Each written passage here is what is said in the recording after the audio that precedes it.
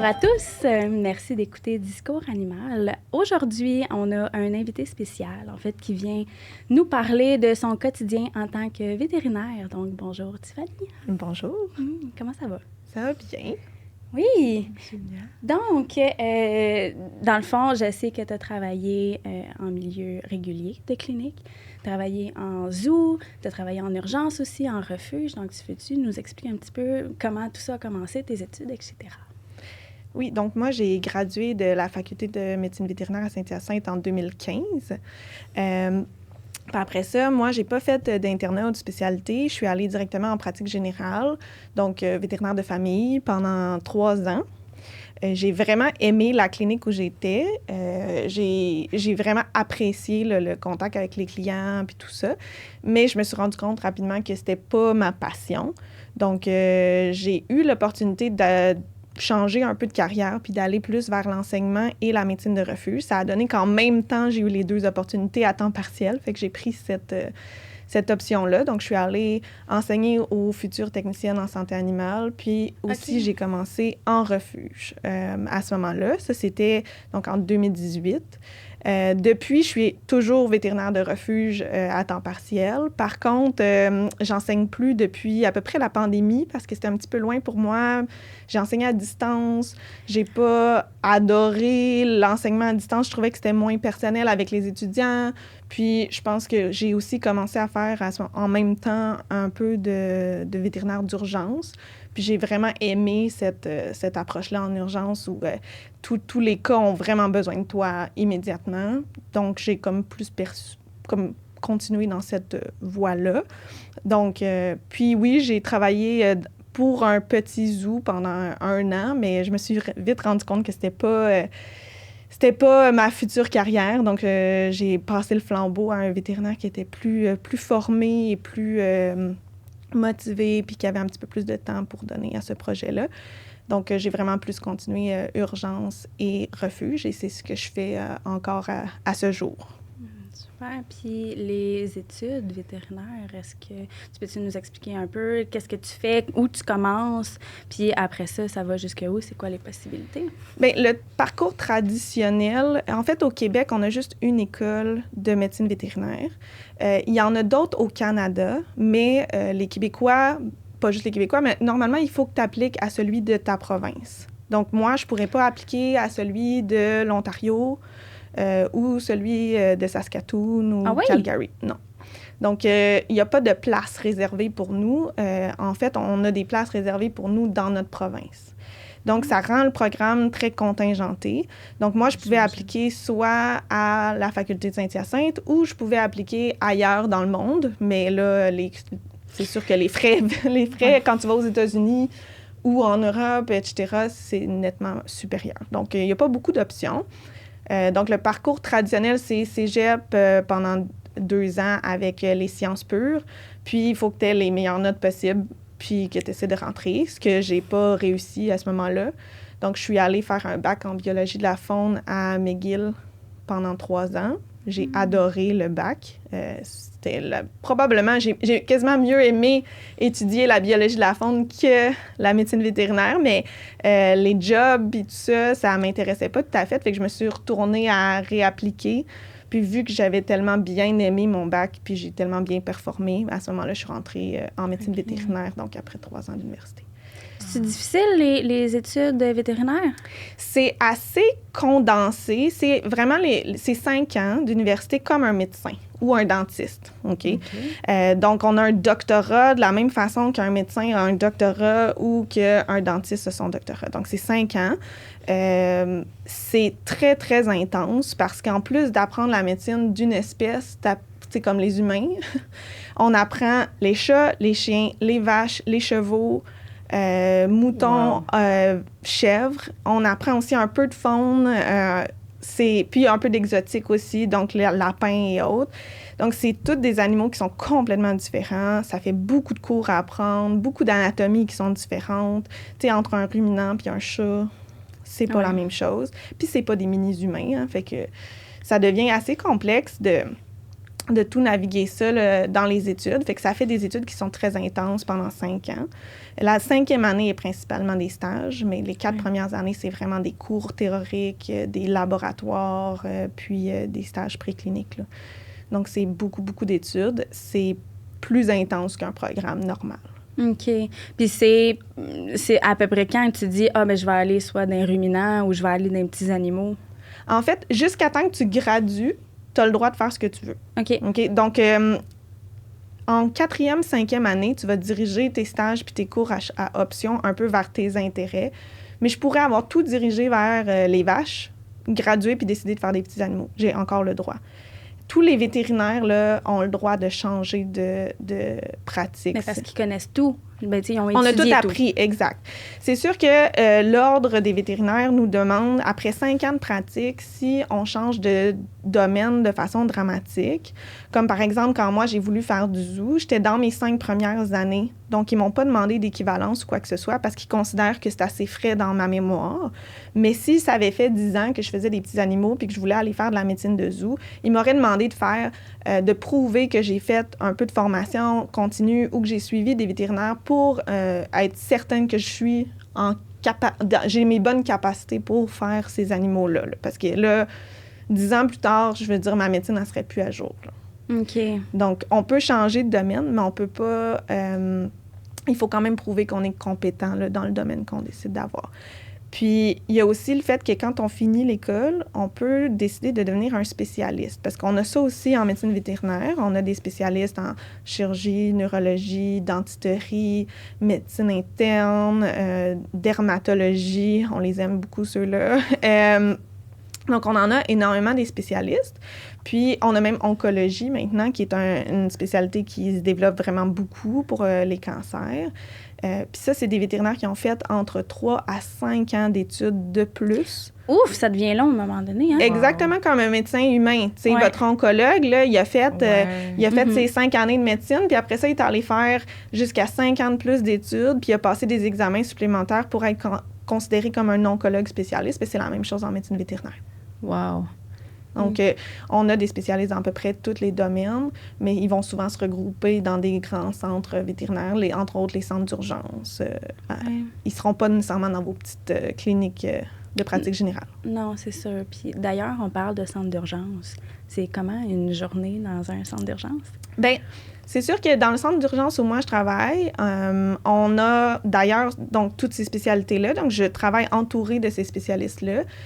Puis moi, ma journée, elle est toujours irrégulière. Je peux passer une journée à juste m'occuper des animaux qui sont hospitalisés, comme je peux avoir à peu près une vingtaine d'animaux malades que je vois dans une journée de 8 à 10 heures. Fait que c'est très, très varié. Je peux avoir des animaux qui arrivent en choc, qui arrivent frappés par des voitures, qui ont des conditions qui sont très graves, jusqu'à un animal qui a juste une petite otite, mais que ça lui fait très mal. Donc, il faut qu'il vienne à l'urgence. Il faut que je sache un peu de tout le temps, puis que je sois capable de réagir très, très rapidement. Puis malheureusement, à l'urgence, c'est très irrégulier. Il y a des journées où personne n'attend plus de 10 minutes. Puis il y a des journées où tout le monde attend 3 à 4 heures parce qu'un peu comme en humaine, s'il est rentré un animal qui s'est fait frapper par une voiture... Il est en priorité. Il est en priorité, c'est ça. Il va passer bien avant l'otite. Puis à ce moment-là, l'otite, ça se peut qu'elle attende quand même assez longtemps. Est-ce que les centres d'urgence sont tous ouverts 24 heures? La plupart des centres d'urgence sont ouverts 24 heures, mais avec la pénurie de vétérinaires, il y a des centres qui ont été obligés de fermer certaines heures par manque de personnel, tout simplement.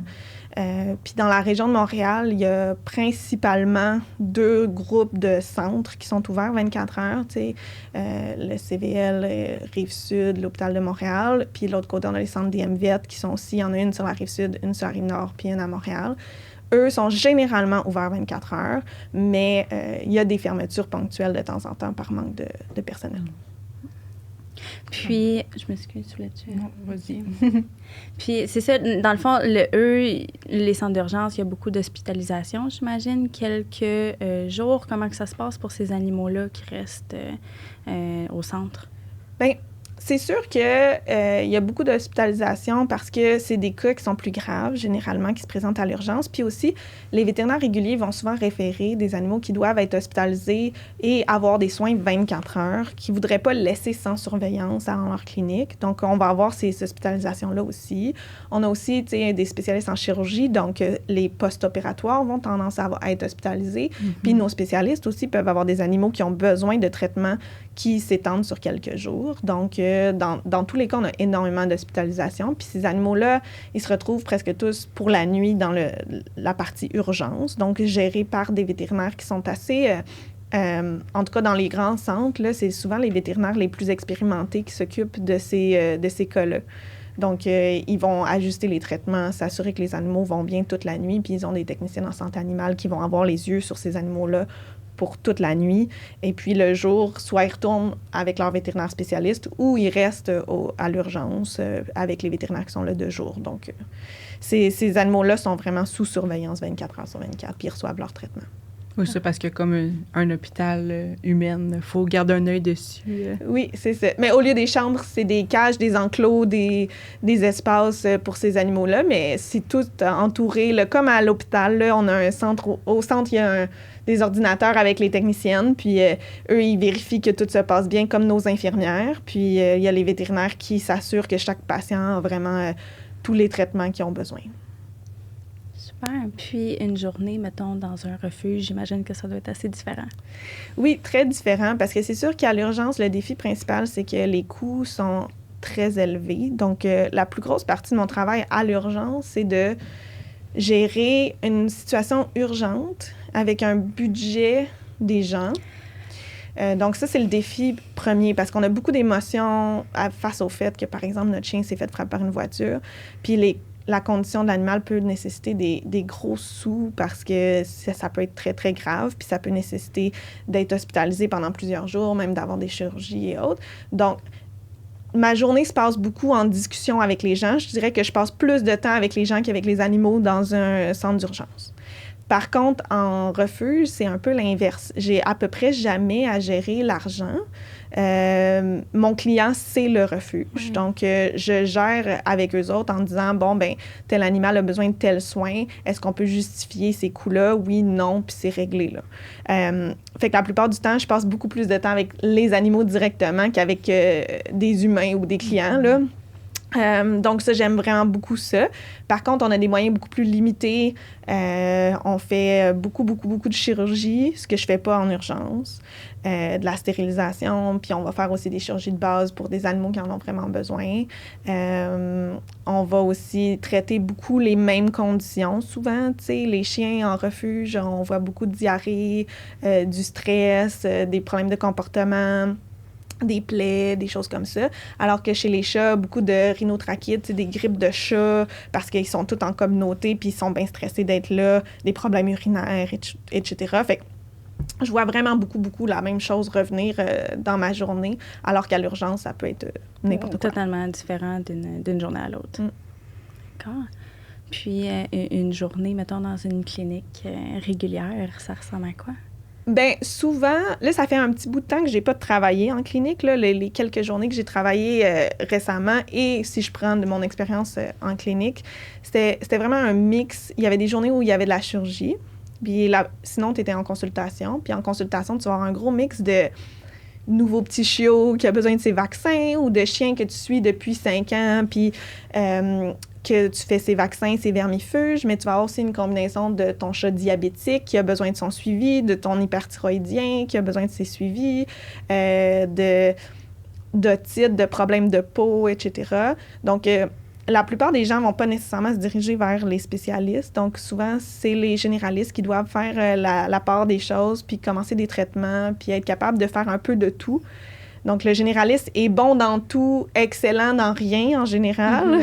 Ben, malgré que, je vais te dire honnêtement, il y en a beaucoup qui sont excellents dans beaucoup de choses, là.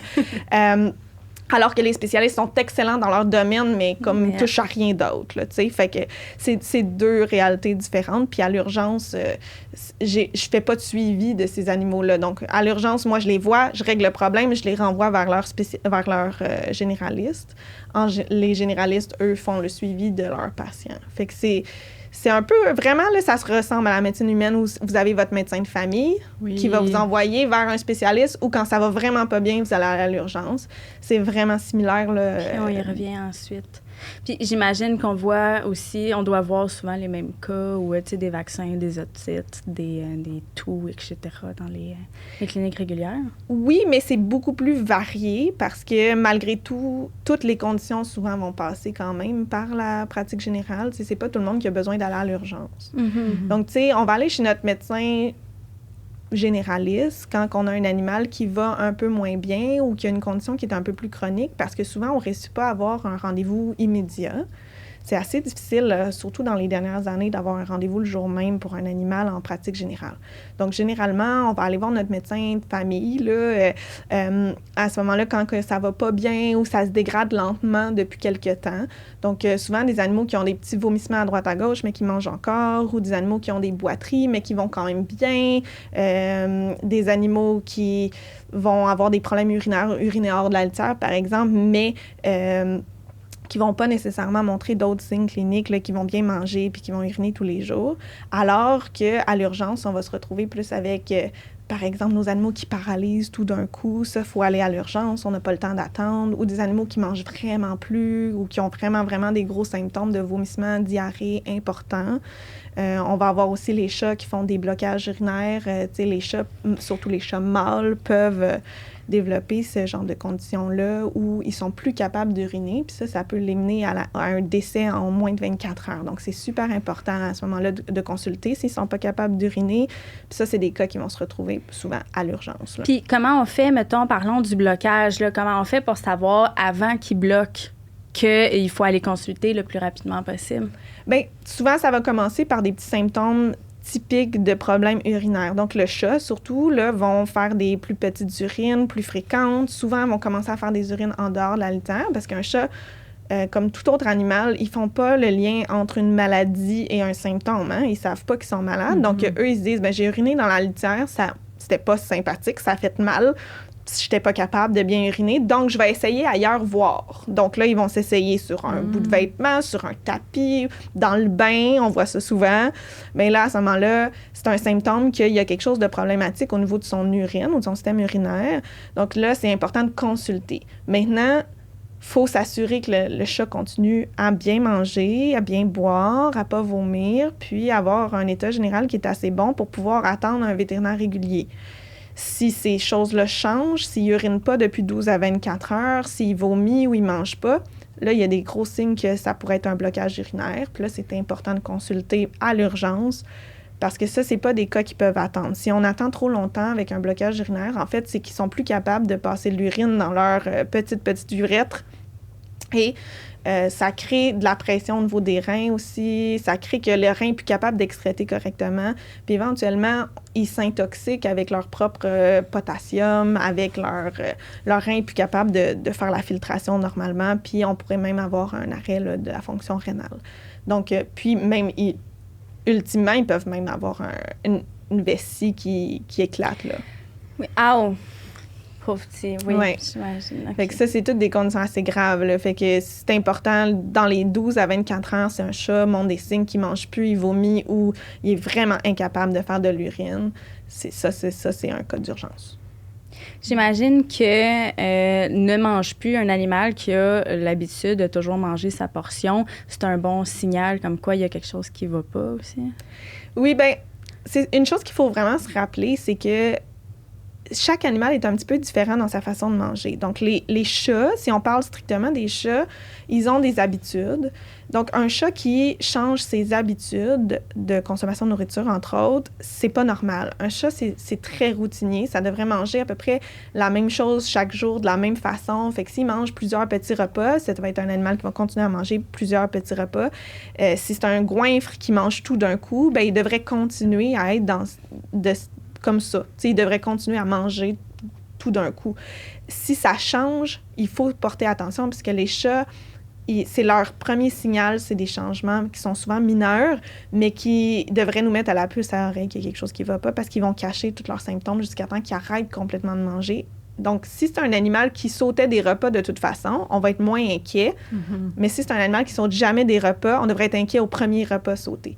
Même chose chez les chiens. Tu sais, on dit tout le temps les labradors, c'est des goinfres. Ben moi, je dis tout le temps, un labrador qui mange pas, c'est un symptôme grave. Okay. Mais le petit Yorkshire qui saute un repas sur 2 parce qu'il espère avoir la nourriture de table, ben lui, s'il saute un repas, on s'inquiétera pas tout de suite. T'sais, ça va peut-être prendre 2 ou 3 ou 4 repas sautés pour qu'on commence à se dire « OK, non, c'est pas normal. D'habitude, il finit par manger son repas. » Donc, ça dépend beaucoup de notre animal. C'est important de connaître les habitudes de notre animal parce que c'est quand ça change que c'est un symptôme.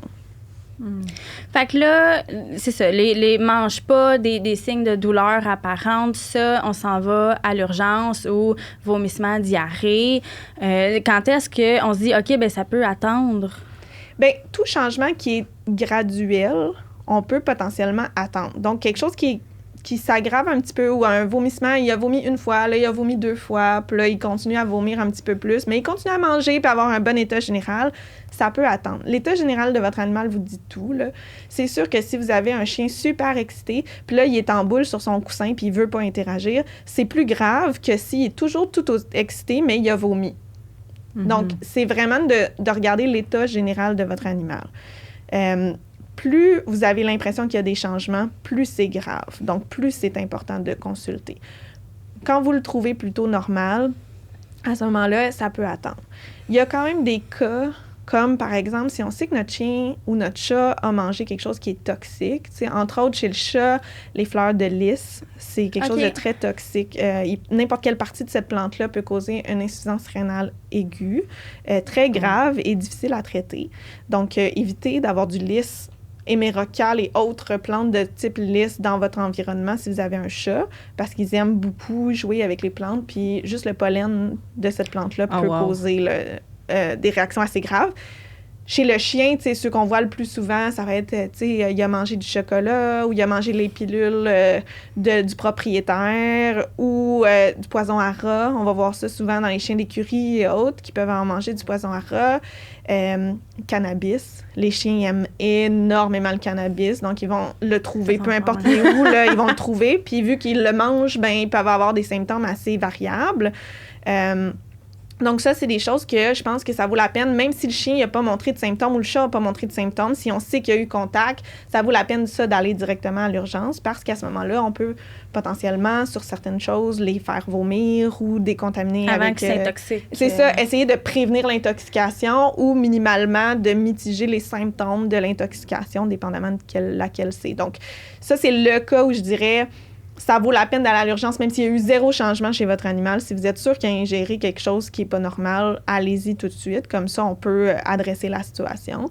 Mais pour toute autre chose, c'est vraiment l'état général de votre animal qui va vous le dire. T'sais, un animal qui ne se lève plus, qui est pas à l'aise, qui montre des signes de douleur aiguë, qui ne mange plus du tout d'un coup, qui vomit tout ce qu'il mange, ça, c'est des mauvais états généraux. Il faudrait consulter le plus rapidement possible. Est-ce que tu es au courant s'il y a une liste à quelque part, justement, des aliments toxiques pour les animaux? Ça serait vraiment bon, ça. En fait, il y a beaucoup de listes qui existent. Elles ne sont pas toutes égales. Les vétérinaires, on a beaucoup de livres sur la toxicologie, etc. Mais il y a un site Internet que je trouve, moi, personnellement, intéressant. C'est l'ASPCA, qui est aux États-Unis. On peut même les appeler. C'est en anglais, par exemple. Puis le service est payant, mais c'est pas excessivement cher. Puis on peut les appeler puis dire « Mon chien a ingéré, mettons, tel médicament à telle dose. » Puis ils vont vous dire tout de suite « C'est toxique, c'est pas toxique. Est-ce que vous devez aller à l'urgence? Quand est-ce que vous devriez consulter? » Puis en plus, si vous vous rendez à l'urgence puis que vous avez appelé la SPCA, ils peuvent nous donner le dossier avec toutes les recommandations de traitement pour cette toxine-là en particulier. Parce que là, on ne peut pas savoir tout de tout. Là, on connaît les plus graves, mais des fois, il y a des médicaments qu'on ne connaît pas ou des effets sur certaines choses qu'on ne connaît pas ou des plantes qu'on ne connaît pas. Donc là, à ce moment-là, eux, ils nous donnent carrément toute l'information de la toxicologie qui existe. Donc ça, c'est super intéressant. C'est une compagnie, c'est un organisme à but non lucratif américain.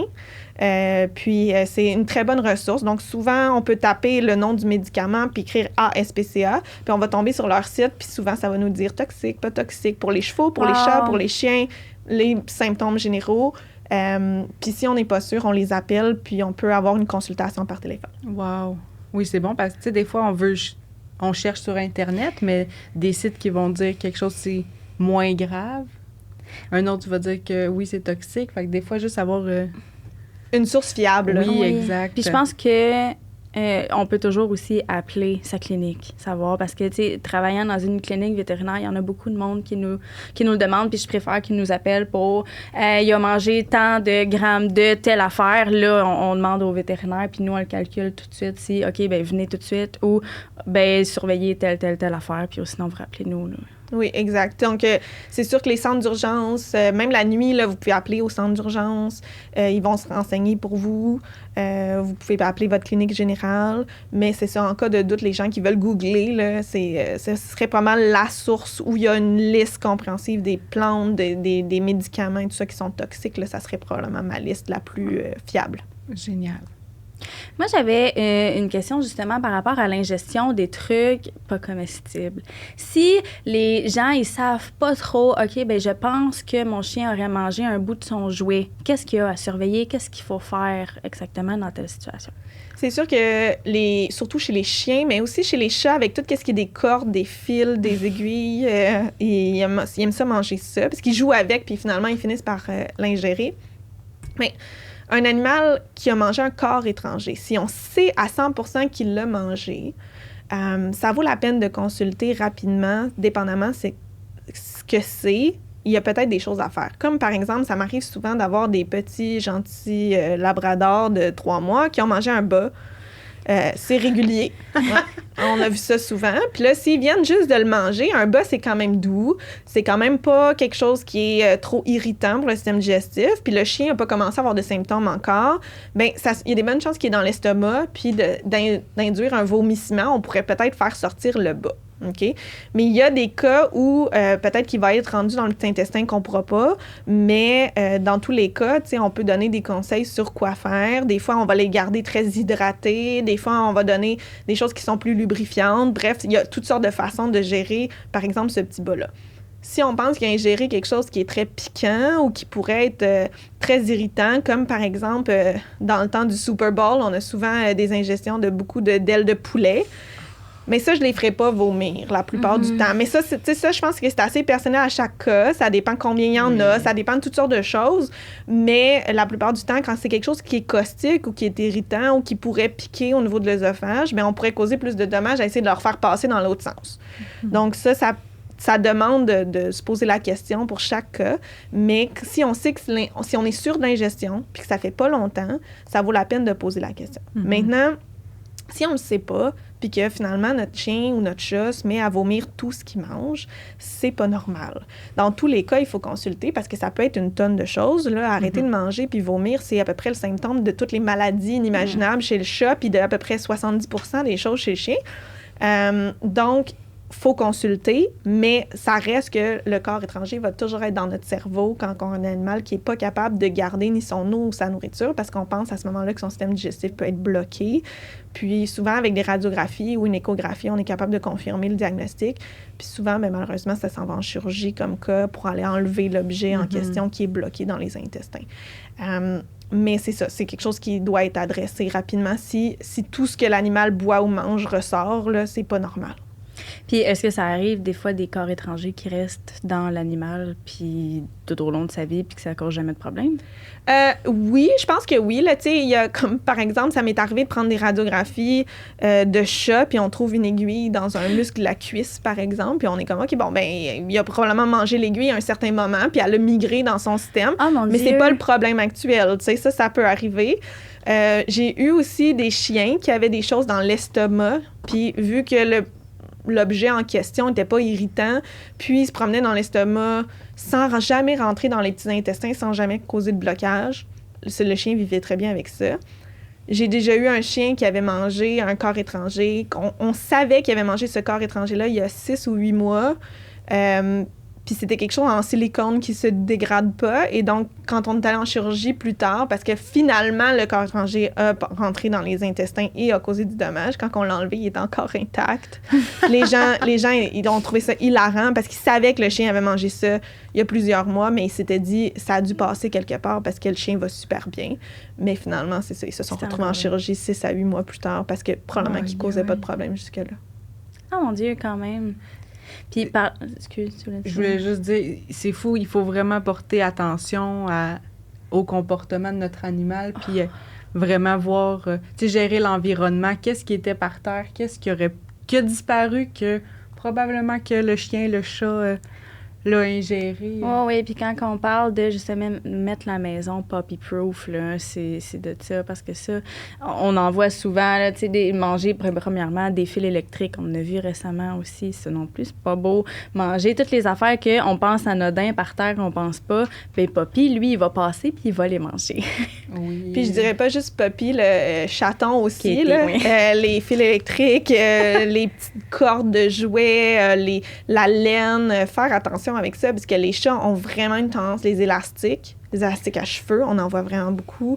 Les cordes, tu sais, autour des rôtis, là, les cordes, là, faire attention quand on les coupe, parce que des fois, on se retourne de bord. Ma belle-sœur, ça y est déjà arrivé, elle a coupé les cordes du rôti, elle les a mis de côté, elle s'est retournée pour se laver les mains, elle se retourne, il n'y a plus de cordes, puis il y a un chat. Donc, on est obligé d'aller en chirurgie sur son chat, retirer toutes ces belles petites cordes-là. Heureusement, elle a agi rapidement.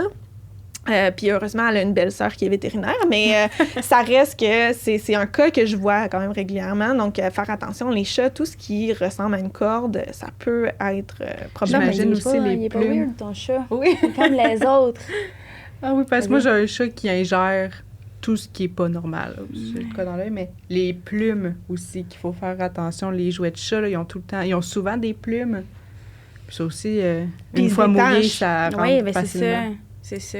Donc, moi, j'essaie d'utiliser le plus possible des jouets qui ne se détachent pas, qu'il n'y a rien qui se détache du jouet.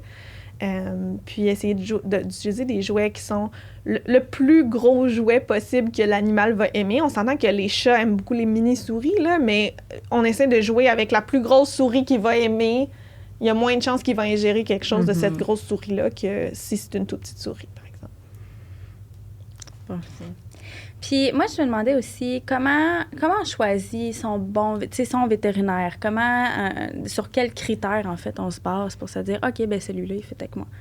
Bien, il y a une grosse perception que les vétérinaires sont dans le milieu pour faire de l'argent parce qu'on parle d'argent. Tu sais, t'as pas le choix, quand t'es vétérinaire, de parler de coûts de procédure, de coûts de test.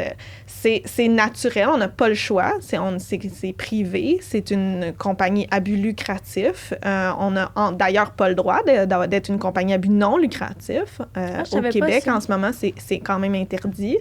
C'est peut-être en train de changer, mais pour l'instant, c'est interdit. Donc, c'est ça qui arrive, c'est que, veut pas, on veut une compagnie qui fonctionne. Les coûts de médecine augmentent énormément. Et ça, c'est parce qu'on utilise les mêmes choses que de la médecine humaine. Puis nous, on voit pas notre bill passer quand on va à l'hôpital.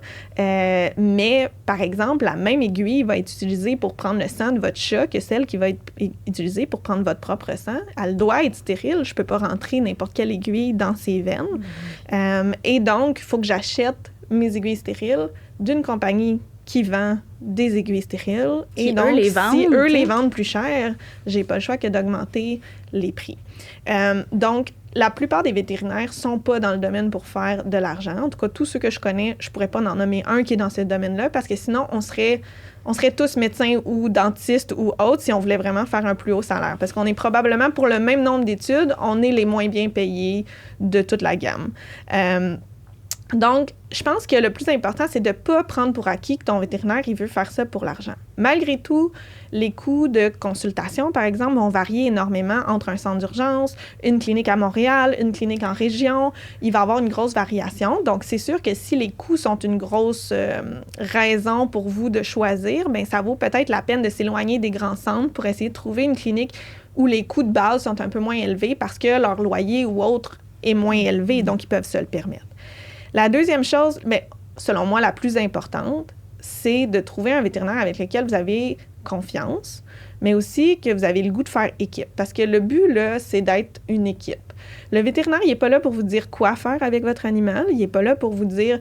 il est là pour vous épauler dans les meilleurs soins pour votre animal, de vous donner l'information pour que vous puissiez prendre les meilleures décisions. Il ne va pas prendre les décisions pour vous, puis il n'est pas supposé vous juger non plus dans vos décisions. C'est ce que j'allais dire. Pour travailler dans une clinique vétérinaire, il n'y a pas personne qui juge, là. Je veux dire, les moyens à tout le monde, ça dépend de tout le monde. Il y en a qui ont des bad luck, puis on essaye, parce que je me mets là-dedans aussi, mais on essaye vraiment de trouver le plan pour vous, pour satisfaire tout le monde, puis sauver l'animal, pour le soigner. C'est ça le but, là. C'est vraiment ça. Donc, un bon vétérinaire, normalement, en tout cas, le bon vétérinaire pour vous sera peut-être pas le bon vétérinaire pour votre voisin. Okay? On n'est pas tous égaux, on n'a pas tous la même façon d'agir.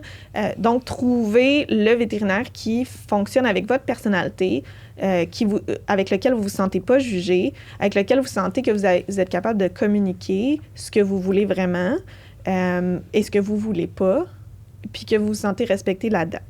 Si vous avez ça, vous avez le bon vétérinaire. Ensuite de ça, c'est sûr qu'il y a des vétérinaires qui sont qui sont meilleurs dans certains domaines. Donc, si vous avez, par exemple, un chien qui a des conditions cutanées très, très graves, ça se peut que vous soyez éventuellement redirigé vers si c'est pas un dermatologue vétérinaire, mais vers un vétérinaire généraliste, mais qui a plus de compétences ou plus de connaissances, qui s'est plus formé dans ce domaine-là. Au même titre que si vous avez un chien, par exemple, qui a rupturé son ligament croisé, bien, ça se peut que si vous n'allez pas vers un chirurgien spécialiste, qui sera sûrement recommandé, bien, il y a quand même des chirurgiens qui se sont formés, qui sont des généralistes, mais qui se sont formés pour faire certaines procédures pour ça. Donc, ça se peut à ce moment-là que vous soyez redirigé vers quelqu'un qui gère plus de cas de ce genre-là pour être sûr que vous ayez les meilleurs soins. Mais autrement, votre médecin de famille, il devrait être exactement ça, un médecin de famille avec lequel vous avez le goût de jaser de votre animal, vous avez le goût de lui demander son opinion sur certaines choses, sur sa nutrition, sur son poids, sur ses vaccins, puis que vous soyez honnêtement à l'aise de lui dire quand un plan ne vous convient pas. Mais un bon vétérinaire va toujours vous donner le plan A, donc va vous parler des spécialistes, va vous envoyer voir ces spécialistes-là au besoin. Puis si c'est pas votre choix, bien à ce moment-là, il va respecter ça, puis il va vous offrir un plan B, C, D, E même des fois. Donc, il faut trouver le bon plan pour chaque personne. Si vous avez une fermeture d'esprit à ce niveau-là, que c'est juste le plan A puis il n'y a rien d'autre, potentiellement qu'à ce moment-là, vous n'êtes pas au bon endroit. Mm-hmm. Comment toi, tu trouves ça de, justement, parler toujours d'argent avec les clients, avec les humains? Bien, c'est le gros défi parce que, tu sais, nous, là, les vétérinaires, on n'est pas sélectionnés pour notre entre-gens ou notre personnalité. L'idée, c'est qu'on est sélectionné sur nos capacités à l'école, donc sur nos notes. Puis, il y a aussi une partie plus entrevue et autres, mais ça reste qu'on a été au départ sélectionnés parce qu'on était bon à l'école. Mm-hmm. Puis nous, on a tendance à se diriger vers la médecine vétérinaire et non vers la médecine humaine parce qu'on a un intérêt pour les animaux et non pour les humains. Donc, il y a beaucoup de jeunes vétérinaires qui n'ont pas compris que la grosse partie de leur vie va être passée avec des humains et non avec des animaux, puis à discuter avec des humains de plans médicaux, puis d'expliquer ces plans médicaux-là à des humains. Mm-hmm. Ceci étant dit, pour moi, c'est pas cette partie-là qui est la plus difficile. J'adore éduquer, jaser, parler de leur animal avec les gens.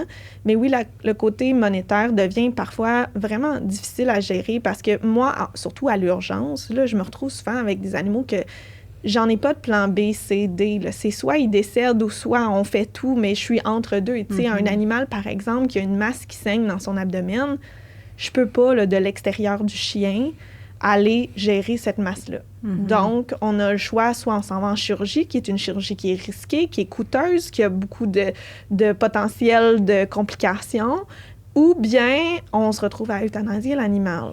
Puis là, ça, la discussion, quand que les sous est la seule raison pour laquelle ils vont pas vers la chirurgie, ça devient vraiment difficile, émotif, les gens pleurent. Puis oui, à la fin de ma journée, si j'ai eu plusieurs de ces cas-là, je peux me retrouver dans une situation où j'ai pu, émotivement, je suis drainée, là. Je trouve ça très difficile de gérer ça par moment. Si j'en ai un dans ma journée, ça va. Mais si j'en ai 3-4, ce qui peut arriver, là, je peux, à la fin de ma journée, moi aussi, j'ai le goût de pleurer avec eux autres, là. J'imagine. Ça doit vraiment être difficile, là. Ça doit être assez dur de... Ben moi, déjà, je trouve ça difficile de parler avec des gens. Mon Dieu, si j'avais de l'argent, je voudrais toutes les aider, là. Je voudrais toutes les soigner, leurs pauvres animaux. Mais j'imagine que, oui, ça doit être difficile, surtout à l'urgence. Je veux dire, on arrive là parce que on est en panique, on sait pas quoi faire. Puis là, tout le monde travaille. Fait que oui, ça doit être quelque chose de particulier de parler avec les personnes. Je me connais. Si moi, il fallait que j'aille à l'urgence avec mon animal, probablement que j'amènerais quelqu'un pour qu'il puisse écouter le vétérinaire et prendre les décisions parce que je me sentirais pas apte à... Écoute, même moi, avec mes propres animaux, je suis loin d'être vétérinaire, là. Ouais. Quand il est arrivé des choses avec mes animaux puis que j'ai eu des grosses décisions à prendre, même moi, c'était tellement émotif. Puis je les sais, les coups d'avance. Je savais déjà dans quoi je m'embarquais. Je connais la condition. Tu sais, il y a toutes sortes de choses que moi, j'ai qu'un client normal n'a pas en termes de compréhension puis d'appréhension puis tout ça. Puis même là, j'ai trouvé ça énormément difficile pour moi-même de prendre ces décisions-là. Donc, je peux juste avoir de l'empathie envers ces gens-là. La seule chose, c'est que des fois, on est vu comme le méchant dans l'histoire parce que c'est sûr que quand je vous dis, ben soit on fait quelque chose à 10 000 $ ou soit on l'euthanasie, les gens, ils n'ont pas le goût de décider de l'euthanasier, mais ils n'ont pas nécessairement le 10 000 $. Puis ça, je veux dire, même moi, je trouverais ça, difficile. Mais des fois, j'ai juste pas d'autre solution pour eux autres, là, tu sais. Des fois, la condition de l'animal est assez grave. Puis je les comprends d'opter pour l'euthanasie, puis souvent, je les supporte là-dedans parce que je pense que c'est parfaitement rationnel si on en est au point de discuter dans ces eaux-là. Quand tu l'as pas non plus, là, je veux dire, ça prend 10 000 $, tu peux pas l'inventer. Fait, oui, exact, puis on va pas laisser l'animal souffrir, là, tu sais.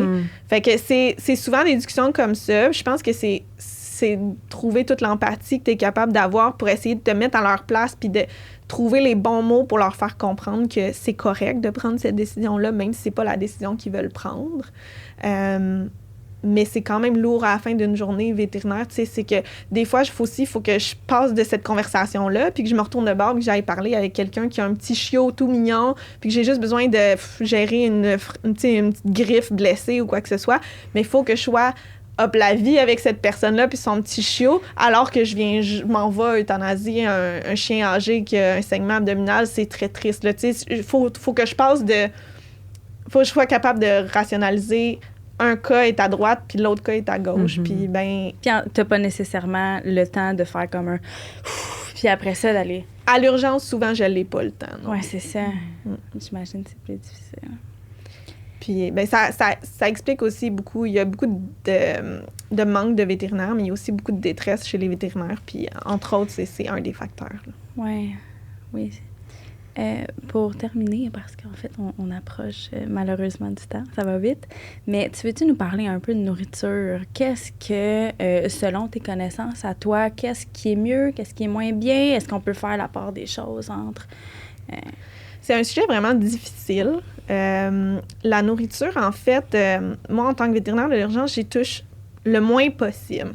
Mais les choses que j'aimerais que le monde sache, c'est quoi la différence entre une nourriture que tu achètes chez ton vétérinaire puis une que tu achètes en animalerie?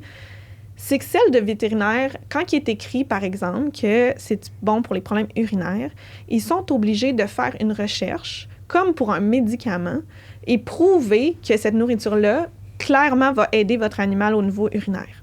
Alors que la même nourriture, en animalerie, n'a pas besoin de ça. Elle peut écrire ce qu'elle veut sur le sac.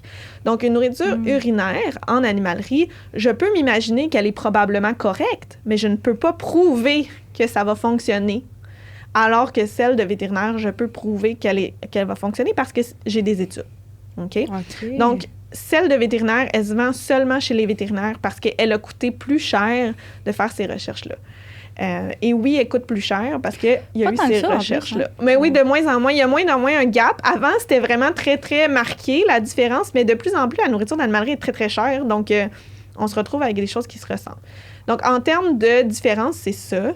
en termes de nutrition, c'est un peu comme si on parle, c'est ça, d'un médicament versus un produit naturel. Ils peuvent un peu écrire ce qu'ils veulent sur le sac. Fait que s'ils disent que c'est bon pour la digestion, etc., ben probablement que ça l'est, parce que je peux pas m'imaginer que toutes ces compagnies-là écrivent juste n'importe quoi, mais ils n'ont pas à le prouver. Puis ils peuvent écrire un peu ce qu'ils veulent sur les sacs. Donc, je peux jamais dire « Ah, ça, c'est une excellente nourriture. Ça, c'est une mauvaise nourriture. » C'est très difficile. Puis c'est très difficile de savoir si une nourriture est balancée. Ceci étant dit, là, il y a les croquettes versus, par exemple, le cru. Il y a beaucoup de gens qui donnent du cru. Je suis pas contre la situation. Il y a juste 2 choses que je mets toujours mes clients en garde. C'est que, il faut que les animaux, surtout les chiens, en ce moment, il y a des études qui montrent qu'il faut qu'ils aient une certaine quantité de grains dans leur nourriture. Donc, du 100 grains, ça peut, de plus en plus, on les lie avec de la maladie cardiaque. Donc, une maladie cardiaque de type dilaté où le cœur devient très gros, de la misère à pomper adéquatement. Puis ça, les cardiologues en voient de plus en plus de ces genres de conditions-là. C'est réversible jusqu'à un certain point parce que malheureusement, souvent, quand on les voit, c'est qu'ils sont rendus à un point où il y a une insuffisance cardiaque. Donc, ça devient difficilement réversible avant que l'animal en souffre de façon importante. Parce que c'est pas des genres de maladies qui montrent des symptômes avant d'être rendus graves. Donc, on le sait pas. Puis notre chien, de plus en plus, a une maladie cardiaque qui se développe. Puis on le sait juste quand le cœur pompe plus du tout de la bonne façon puis il est rendu à peu près 3 fois la taille. Donc ça, je sais qu'il y a des carences alimentaires dans ces nourritures-là sans grains qui peuvent être liées avec ces maladies-là. Donc, je les mets en garde. Puis, excuse-moi de te couper, mais corrige-moi si je me trompe, mais le chien, mettons, il n'est pas carnivore, il est omnivore? Oui, un chien, c'est considéré comme un omnivore, okay. Alors que le chat est considéré comme un carnivore strict. Puis une autre grosse différence, pourquoi on ne donne pas de la nourriture de chien à un chat, idéalement, c'est que le chien peut produire, entre autres, il y a un acide aminé qui s'appelle la taurine. Je me souviens plus si c'est un acide aminé, il me semble que c'est un acide aminé, là, mais en tout cas, il y a la taurine qui est produite dans le chien, qui n'est pas produite dans le chat. Donc, dans la nourriture de chat, il faut absolument qu'il y ait un certain niveau de taurine parce que le chat doit l'avoir dans son alimentation, sinon il va en manquer. Alors que le chien, lui, va en produire une certaine quantité. Donc, même s'il n'y en a pas en ajout dans sa nourriture, ça ne sera pas nécessairement un problème de santé. Puis oui, le chat, lui, a besoin d'un taux de protéines souvent généralement plus élevé, mais toute protéine n'est pas égale non plus. Donc, c'est pas parce qu'une nourriture est super forte en protéines que c'est les protéines les plus absorbées ou qui sont les plus complètes. Fait que c'est des fois, il y a beaucoup de marketing en arrière du fait de dire « Ah, ben c'est tout de la protéine ». Même chose avec les sous-produits, tu sais, je veux dire, un animal en liberté, là, si on dit le chat, là, il va manger un oiseau, il va le manger au complet, fait qu'il va manger son cœur, il va manger ses poumons, puis ça, c'est considéré comme des sous-produits. Donc, forcément, si on donne juste le muscle, comme nous, on mange juste les muscles, généralement, bon, il y a certaines autres choses qu'on peut manger, mais tout le reste est considéré comme du sous-produit, mais ça ne veut pas dire que c'est mauvais pour votre animal. Puis c'est pas nécessairement mauvais parce que ça a été transformé en farine, ça dépend de la transformation. Tu sais, il y a une tonne de choses qui sont pas nécessairement mauvaises, mais qui ont une mauvaise réputation dans la nourriture parce que c'est plus facile de les transitionner vers une nourriture crue ou autre que le marketing veut qu'on transitionne. Oui, c'est ça, parce que j'ai l'impression que la nourriture crue, c'est une grosse mode ces temps-ci. Puis, mais je veux dire, quand tu donnes du cru, faut que tu mettes autre chose avec, à ton chien, mettons. Il faut que tu lui donnes des légumes, comme nous, on en mange, j'imagine, dans une assiette, des grains, comme tu disais. Mais en fait, ça dépend. Là. Il y a des formulations de nourriture crue qui incluent beaucoup d'aliments. Surtout chez le chien, là, il y en a qui sont bien balancés, il y en a qui sont faites par des gens qui ont vraiment pris le temps de vérifier, puis de les balancer correctement. Malheureusement, puisque c'est très difficile à savoir, ben ça arrive qu'on n'en a aucune idée si c'est bien balancé ou pas. Fait que ça, c'est la première chose avec la nourriture crue, c'est que je peux pas certifier qu'une est meilleure que l'autre parce qu'à moins d'aller en laboratoire puis de vérifier s'il y a tous les acides aminés, si les protéines sont de bonne qualité, s'il y a tous les ingrédients qu'il y a besoin pour sa santé. Le taux de calcium, par exemple, le taux de potassium, je ne sais pas. OK? Chez les chiens en croissance, entre autres, le phosphore puis le calcium, c'est vraiment important qu'il y ait des bonnes quantités, en fait, un bon ratio des deux pour faire des bons os en santé. Mais je peux pas savoir dans ces nourritures-là si c'est vraiment un bon ratio. Mais il y en a sur le marché qui sont vraiment correctes. Il faut juste savoir qu'une nourriture crue, même chose que chez l'humain, pourquoi nous, on mange très peu de viande crue, c'est parce qu'il peut y avoir une contamination bactérienne. Et non, les chiens, les chats ne sont pas immuns au E. coli ou à la salmonelle. Un animal adulte en santé devrait avoir un système immunitaire adéquat pour éliminer la bactérie, comme un humain adulte en santé devrait avoir un système immunitaire adéquat pour éliminer du E. coli ou de la salmonelle dans sa nourriture. Mais il suffit que ça soit pas le cas, puis l'animal ou l'humain devient malade. OK? Donc, le problème, c'est que nous, quand on utilise la viande crue ou quand on prépare, par exemple, du poulet, on va couper notre poulet sur une surface, mais on sait très bien, on est comme conditionné à se laver les mains, à relaver la plaque de cuisson. Tout est lavé vraiment bien, puis on va cuire notre poulet le plus possible pour éviter d'avoir ces transmissions-là. Mais chez le chien, on a tendance à mettre leur nourriture crue directement dans un bol, par terre. Le chien va manger ça, va ensuite se lécher les pattes ou quoi que ce soit. Il va en excréter de ces bactéries-là dans ses selles. Le bol n'est pas nécessairement lavé de façon aussi efficace que ce qu'on aurait fait pour notre propre nourriture. Donc, il y a des risques de contamination de l'environnement aussi. Donc, l'environnement du chien devient entre guillemets, contaminé de salmonelle E. coli potentiellement. C'est pas toujours le cas, mais ça a été montré qu'on en retrouve plus dans des maisons où l'animal mange du cru. Et donc, les enfants, les personnes âgées, les personnes immunosupprimées qui interagissent avec votre chien ou qui vivent dans votre environnement sont à risque de contracter ces bactéries-là. Donc, on peut avoir un enfant qui a la salmonelle parce que le chien mange du cru. Alors, il faut juste être conscient qu'on a ce risque-là qu'on n'aurait pas s'il mangeait des croquettes. C'est un pensez-y bien quand même. Puis, est-ce que ça peut être de la viande, mais si on la cuit, il y a moins de risques, j'imagine? Oui, donc moi, souvent, je leur dis, si vous voulez faire de la nourriture maison, par exemple, c'est sûr qu'il faut s'assurer que c'est balancé, mais de nos jours, on peut trouver des façons d'ajouter ce qui est nécessaire dans la nourriture ou de faire du moitié-moitié avec des croquettes pour s'assurer qu'il y a tout ce qu'il y a besoin. Mais à ce moment-là, juste de cuire les aliments, on vient d'enlever toute cette composante-là de bactéries, comme quand on cuit nos propres aliments. Super.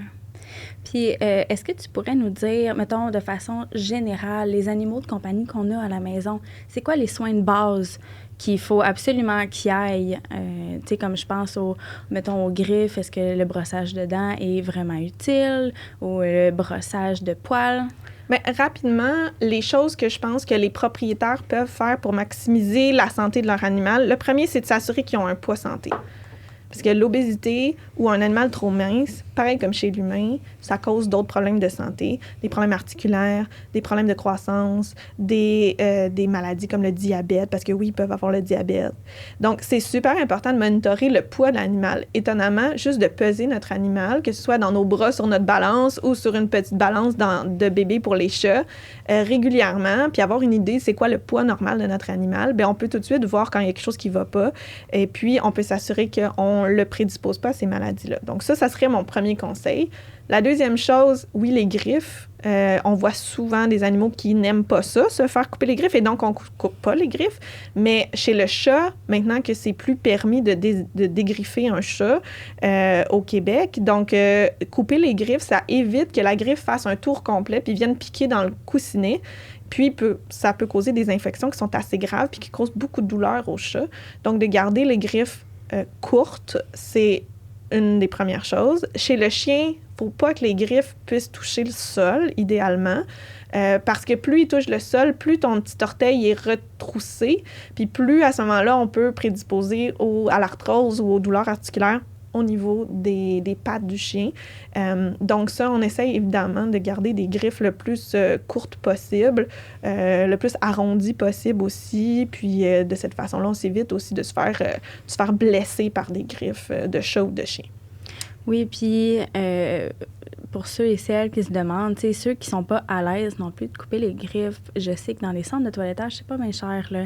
Puis en plus, ben ça nuit pas à votre relation si jamais c'est vraiment difficile. Il y a des façons de faire aussi. Mettons, des fois, on en donne de la médication pour qu'ils soient plus à l'aise à venir à la clinique, pour qu'on puisse couper les griffes, on y va doucement, etc. Fait qu'il y a moyen de moyenner. Fait que si vous voulez demander à votre clinique comment procéder. Puis moindrement que vous avez un animal gourmand, renforcement positif, ça, c'est une des choses que je trouve qui fonctionne le mieux, même avec mes propres chats. Les chats aussi, s'ils sont gourmands, sont très, très renforçables. Donc, on sort la gâterie qu'ils aiment le plus et on la sort que pour ça. Donc, ils le savent tout de suite. Là. Moi, mes chats, on coupe les griffes puis ils se dirigent directement vers l'armoire où ils ont leur gâterie. Là. Ils le savent, ils ont fait le lien. Et puis, ça rend l'activité un peu moins traumatique, mettons. Oui, mais oui, parfait. Puis, donc, le brossage de dents. Oui, en fait, au moins d'observer les dents de notre animal. Demandez à votre vétérinaire ou à votre technicienne en santé animale de vous montrer comment les regarder, les dents. Parce que c'est un peu niaiseux, mais la plupart des gens ne savent pas ouvrir la bouche ou étirer les joues d'un chien ou d'un chat pour bien voir les dents. Donc, c'est une surprise pour eux quand on leur dit « Hey, votre animal, il a du tartre » parce qu'il ne regarde jamais dans la bouche. Fait que de commencer à regarder dans la bouche très jeune, de connaître les dents de notre animal. Puis oui, le brossage de dents, c'est recommandé. Et ce n'est pas facile pour tous les animaux. Il y en a des animaux qu'on ne sera jamais capable. Mais de le faire par petites étapes, de le rentrer dans une routine, c'est ce qui va aider le mieux. Moi, tu sais, le conseil que j'ai donné souvent à des gens, c'est de dire... j'avais un chien très, très intelligent. Puis pendant un moment, à chaque fois que je brossais mes propres dents, qui est un moment où j'ai le temps de prendre soin de moi et donc potentiellement de prendre soin de mon chien, je brossais mes dents, je lui donnais une gâterie de petits foies séchés qu'il aimait bien gros. Puis après, je sais pas, 3 fois, il était là à m'observer brosser mes dents, puis je peux dire qu'il attendait la gâterie. Puis tranquillement, j'ai commencé à lui brosser juste une dent, la gâterie, 2 dents, la gâterie. Puis éventuellement, j'étais capable de brosser toutes ses dents. Ça vaut-tu la peine, mettons, après une couple d'années, de commencer à brosser les dents? Ça vaut toujours la peine de commencer à brosser les dents, mais c'est sûr que quand il y a déjà une douleur ou un problème dentaire d'installer, de commencer à essayer de brosser les dents, ça fait mal. Fait que l'animal, il se laissera pas faire comme un chiot qu'on commence quand ils ont pas mal. OK? Fait que c'est super important. Peut-être, moi, je commencerais quand le chiot, il a ses dents d'adulte, là, parce que, ou de le désensibiliser, mais tu sais, plus en jeu qu'autre chose avant ça. Bien, si on a un problème dentaire identifié par votre vétérinaire, à ce moment-là, je pense que c'est mieux de faire une dentisterie à votre animal, une vraie dentisterie sous anesthésie où on va vraiment retirer le tartre qui est sous la gencive, parce que les dentisteries là, juste esthétiques, là, enlever le tartre juste sur la dent, là, ça donne pas grand-chose parce que c'est pas ce tartre-là qui cause les dommages, c'est celui qui est sous la gencive. Pareil comme votre hygiéniste dentaire, elle va avec un petit outil là, vraiment enlevé. Malheureusement, il n'y a pas un chat ou un chien qui va me laisser aller avec un outil qui fait du bruit dans sa bouche sans bouger là, ou sans mordre. Donc, on est obligé de les mettre sous anesthésie, ce qui fait que c'est une procédure qui est un peu coûteuse, mais qui vaut vraiment la peine parce que s'il y a une chose qui va allonger la qualité de vie de votre animal, c'est de garder ses dents en santé. Donc, faire la procédure en premier s'il y en a une à faire, attendre qu'il soit plus douloureux et là, commencer le brossage dentaire. Puis, par rapport à la nourriture dentaire, est-ce que ça fait une partie de la job? Est-ce que c'est préventif? Est-ce que c'est utile? Bien, moi, j'y crois vraiment. Là, mes chats mangent ça, de la nourriture dentaire, pour plusieurs raisons. En fait, c'est souvent des grosses croquettes qui ralentissent la prise de nourriture. Fait que ça, c'est bien, juste en général. Et oui, ça, dépendamment des nourritures, il y en a qui sont meilleures que d'autres, mais quand ils croquent dedans, en fait, la croquette, elle se défait pas tout de suite. Elle est comme bien fibreuse. Donc, la dent rentre jusque dans le milieu de la croquette avant que la croquette, elle se défasse. Et donc, ça l'a brossé les dents. Mais les chats, les chiens, ils vont pas croquer avec leurs canines, avec leurs incisives. Ils vont croquer avec leurs dents en arrière, donc leurs molaires et prémolaires. Et donc, ça va aider à la santé des molaires et prémolaires. Mais ça fera rien pour les canines et incisives. Donc, il faut juste garder ça en tête. Ça fait une partie du travail. Ça aide. Je vois une nette amélioration avec ces nourritures-là et surtout une nette diminution du tartre puis des problèmes dentaires quand ils mangent ça. Mais encore là, ça peut aussi être un problème. S'ils développent de la douleur, ils ne voudront peut-être plus manger ces nourritures-là. Ah, c'est sûr que si la croquette est plus grosse, c'est plus difficile à mâcher. Puis s'ils ont mal à la gencive puis qu'ils sont obligés de croquer jusqu'à la gencive, oui, ça peut causer de la douleur à ce moment-là, puis ils vont les manger tout rond ou ils vont arrêter de les manger. Fait que si on voit qu'ils mangent leurs croquettes tout rond, ben, il y en a des animaux qui vont juste toujours faire ça, mais ça fera plus de brossage dentaire. Puis est-ce que la mauvaise haleine vient nécessairement avec des problèmes dentaires ou des fois ça peut être juste de l'animal, c'est typique? Ben, tu sais, il y a des mauvaises haleines qui, tu sais, genre, les poppies ont une haleine spécifique ou il y a aussi des maladies, comme chez le chat, la maladie rénale risque de donner une mauvaise haleine qui n'est pas nécessairement un problème dedans. Mais à la base, généralement, la mauvaise haleine vient des bactéries dans la bouche. Donc, ça ne veut pas dire nécessairement qu'il y a un gros problème, mais ça veut dire qu'il y a une surcroissance bactérienne, généralement. Souvent, c'est la gencive, la gingivite qui va avoir tendance à donner mauvaise haleine. Donc, si on a un chat ou un chien qui a de la mauvaise haleine, la première étape serait de vérifier qu'il n'y a pas un problème dentaire. Mais si ce n'est pas le cas, ben oui, il y a d'autres conditions médicales qui peuvent changer l'haleine du chat et du chien. Super. Ce que je retiens, en tout cas, c'est qu'il faut vraiment garder un œil sur le comportement puis sur les changements que nos animaux ont, parce que c'est ça qui va tout nous dire qu'est-ce qu'on doit faire après ça. Oui, c'est ça. Faut vraiment les avoir à l'œil, les connaître bien. Puis après ça, ben c'est ça, aller chercher l'information ou c'est la clinique vétérinaire ou dans notre podcast. Oui. Mais je dirais, si j'avais une chose à recommander à tout le monde, c'est juste de connaître vos animaux. Ouais. Savoir quand est-ce qu'ils urinent, qu'est-ce que ça a l'air leur caca normaux, qu'est-ce que ça a l'air leur appétit normal, leur état d'énergie normal. Parce que dès qu'il y a un changement de ça, c'est là où on a encore le temps de prendre un rendez-vous avec un généraliste puis d'adresser la chose. Puis si c'est un changement qui est majeur, qui est drastique, qui est vraiment atypique, ben c'est là où on peut consulter à l'urgence. Merci beaucoup. Merci, Tiffany. Ça fait plaisir. Ça fait très intéressant.